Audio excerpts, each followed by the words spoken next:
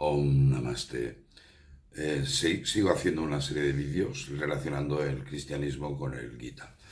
Y ahora vamos a hablar un poco sobre la ley del karma, que la encontramos en el Bhagavad Gita, que puede ser aceptada por cualquier cristiano.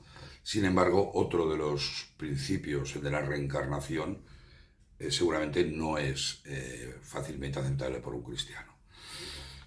Podríamos empezar diciendo que los hinduistas creen en la reencarnación y en la ley del karma. Si bien la ley del karma, es decir, toda causa tiene su efecto, algo similar a la segunda ley de Newton, puede ser aceptada por cualquier cristiano.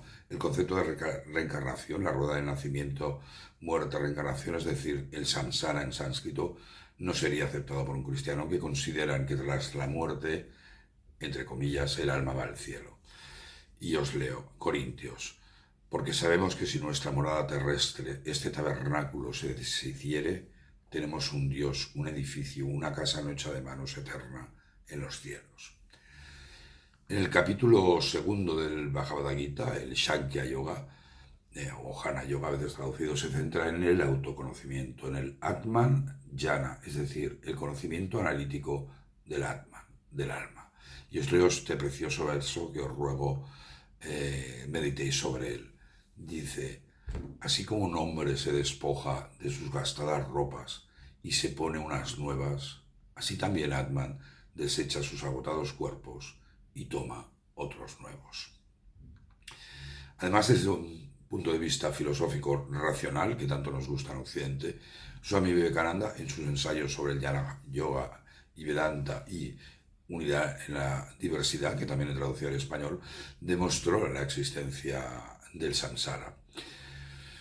Es decir, la ley del karma es aceptable por un cristiano, sin embargo, la reencarnación no puede ser aceptada por un cristiano, en líneas generales.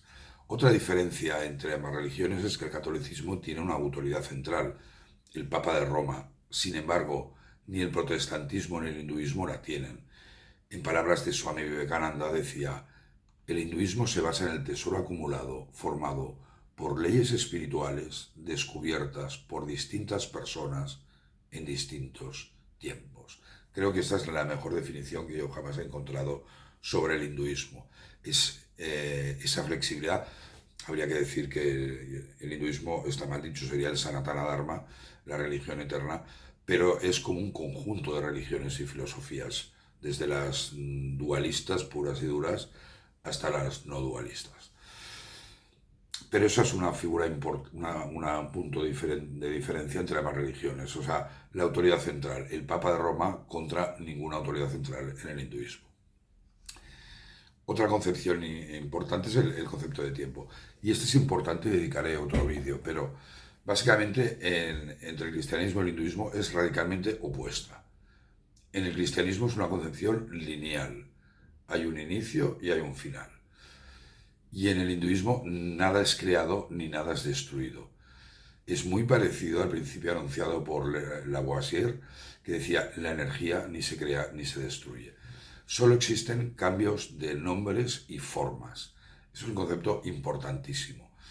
Y por ello su concepción del tiempo es cíclica, no existiendo disrupción, sino continuidad. Ya haremos otro vídeo explicando esto.